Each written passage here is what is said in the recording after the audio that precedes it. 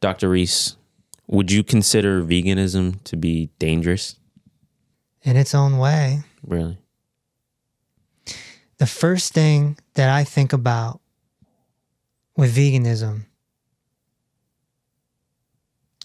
is a group of people with limiting beliefs, very cult-like. And for reference to the people, I was vegan for 10 years. Mm-hmm. But I never bought into the whole cult-like phenomenon. Human beings are very obsessive. And when they cling on to an idea, they want to promote that idea. Activists do it. Sports fans do it. Yeah, for sure. And vegans do it. Or a lot of them, not all of them, but a lot of them do that. And they'll go on their social media and they'll show pictures of animals being tortured, or they'll make comments like, you know, don't eat something with a face or whatever it is. But the harsh reality of the situation is that you're going to get more nutrients out of a animal, especially a cow or a bison. Ruminants, animals with 4 stomachs, are arguably the healthiest thing you can eat, because the grass that they're eating is transformed through those 4 stomachs in a very, allow me to use the word, magical way that makes their muscles, their flesh, very nutritious. And fruits and vegetables aren't as healthy as they were 200 years ago because the soil is barren.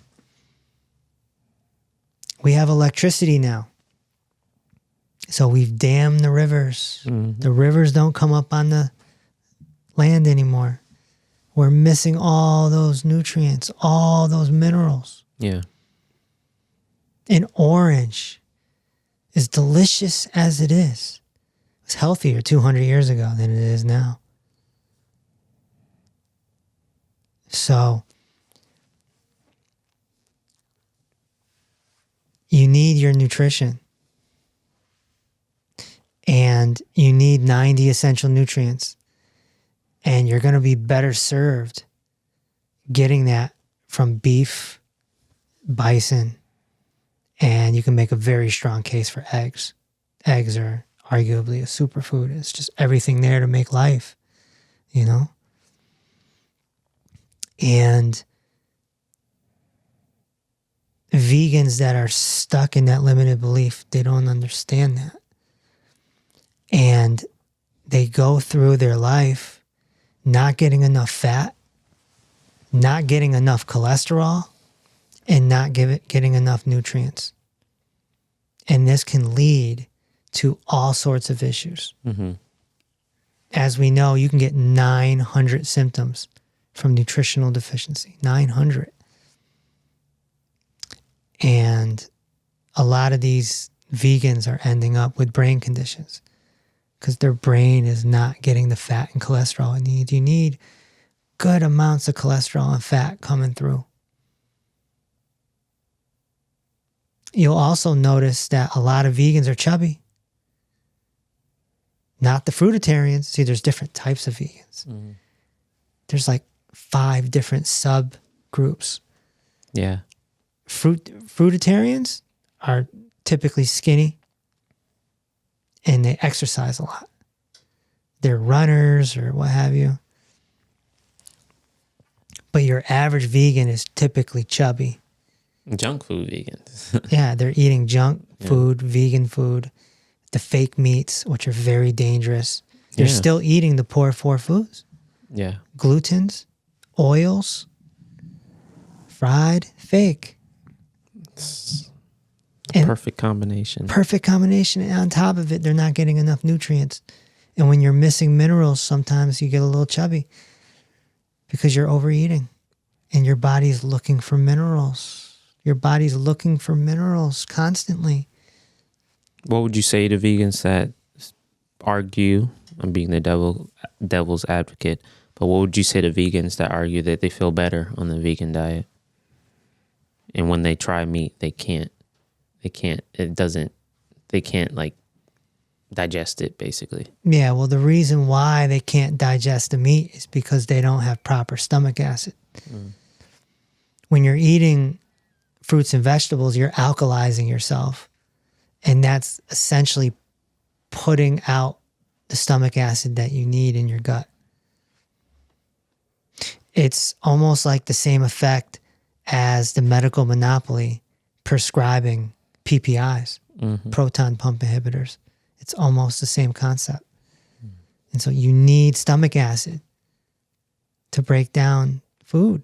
Yeah. And when you're eating fruits and vegetables, you don't need a lot of stomach acid.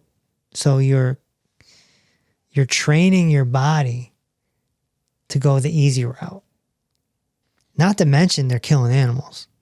Yeah, there's death in every single thing you eat. Fruit, vegetable, meat.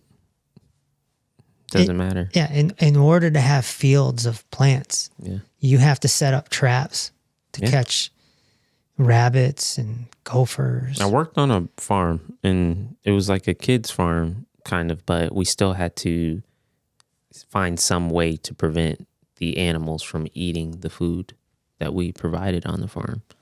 So there's only so much a gate can do, an electric gate. They'll find a way through that. And so you had to do traps. You had to do like poisons. Sometimes we didn't use poisons, but I know there's some farms that do. Some farms that have a team of hunters that hunt all of the animals in that area. Wow. I mean, think about it. Like, it would be extremely unnatural. And I learned this, like, watching is like a documentary on Netflix, I believe, that this person wanted to create a farm without pesticides or without killing animals or anything like that. Just everything is helping each other. But what they realized is that that doesn't stop the ecosystem around the farm. Like, they're going to come into the farm like it's an oasis of some sort. And coyotes, hawks, different types of animals are going to come to harvest what they see. But you also need animals at a barn to help with the ecosystem of the barn, to control the pesticide. To control the pest at the barn. Yeah. It's like a symbiotic relationship. Everything needs everything. Yeah. Yeah. The best thing that you can do for a barn is to get a cat. Yeah. And the cat will take care of the mice. And then ducks. I mean, it's like a whole thing. It's a whole system that is needed for a barn. And you take all of that out just so you can do plants. You're still going to need to control that because there's animals. Most of the animals are herbivores. Everybody forgets about, we pay attention to the cows and the ducks and whatnot, but we forget about the gophers and the rats. Nobody likes the rats. What about insects? What about snakes? Right. Nobody cares about snakes and stuff, right? When it's snakes and like pests and vermin, everybody's like, no, we're not worried about that. We're worried about the bigger animals. I had some aha moments when I was a vegan. Mm-hmm. The first one was I opened up the cabinet one day and realized that the agave was left open and there must have been millions and millions of ants. There was an ant invasion. And I closed the cabinet, took a step back and said, now what? Yeah. I just spent all this time not trying to kill anything. Still to this day, even though I eat animals, I don't kill bugs if I don't have to. Yeah. You try to be kind. But this was an ant infestation. And someone needed to be called. And they were exterminated. There was no way around it. It was bad. Yeah. The second thing that happened to me was I had a garden. And I had a trellis and the vines were going through the trellis. And I believe I was growing squash or melons, one or the other. And I was assisting the trellis go through. And all of a sudden, wow, I got pinched. And I looked at my hand and it was bleeding a little bit. And I looked at the vine real closely and I'm like, oh my gosh, it bit me. I got bit by a plant. In retrospect, what happened was it protected itself. And another aha moment that plants are alive too. And so the vegans are killing the plants. Yeah, they don't have a liver and they don't have eyes, they don't have a face, but they are alive. Believe that. They're very alive. Yeah. That's where anti-nutrients come from. Mm-hmm. That's why there's a group of health enthusiasts out there that say, don't eat vegetables. Yeah. Because vegetables release toxins and anti-nutrients to protect itself from being eaten. Yeah. Hello. Harsh reality. Yeah. It's dangerous to walk around with a limiting belief, just in general. Any limiting belief. So, in that way, it's dangerous. Well, and you are killing animals. And to think that you're not is a limiting belief. Mm-hmm. You know? So. But some people swear by it. And the problem is it's very hard for them to switch. I've seen a lot of vegans switch over to meats again because they have to. They realize they have to start nourishing their body and they switch over, and it is tough that first month. Real tough. I bet. Because that limiting belief is just falling. I know vegans who switched over because they had to because of health reasons, but they still cringe when they have a steak or have eggs because that limiting belief is still there. I destroyed my limiting belief quick. One of the best ways to do it is by just studying your ancestors.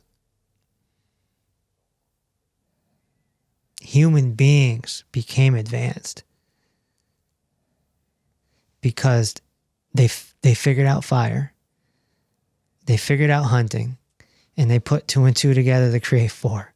Mm-hmm. Hunting and fire creates cooked meat, which in turn created wood ash. Yeah.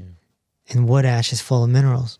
Yeah. So, you know, our ancestors have been eating meat for forever and a day. Yes, fruit was our first food. Absolutely, fruit was our first food. But there wasn't that many people on the planet. Yeah. And so discovering fire and hunting is what advanced us. And I think even if you go back just 200 years ago to Native Americans or any tribe on any continent, you will see a culture of eating animal products because they're nutrient dense and they contain fat and cholesterol. We need fat and cholesterol. It builds the brain. It builds the brain and the hormones. Mm-hmm. That's why we got so many brain conditions out here. They're getting put on statin drugs, low-fat diets, vegan diets, you know. So it's time to switch. Jumpstart your head-to-toe healing journey with the Dr. Reese book trilogy. Peace Over Pain is the cult classic that explains how head-to-toe healing works and how the medical monopoly doesn't. Reverse the Cause lays out the root causes to over 60 chronic conditions. And Dinner with Dr. Reese is a unique cookbook that contains 100 recipes without the destructive poor four foods. Together, all 3 books set you on a path to head-to-toe healing. Get yours today on Amazon, Audible, or peaceoverpain.com. Also, if you'd like to ask a question, tune in every Tuesday at 6 p.m. Eastern for Dr. Reese Live.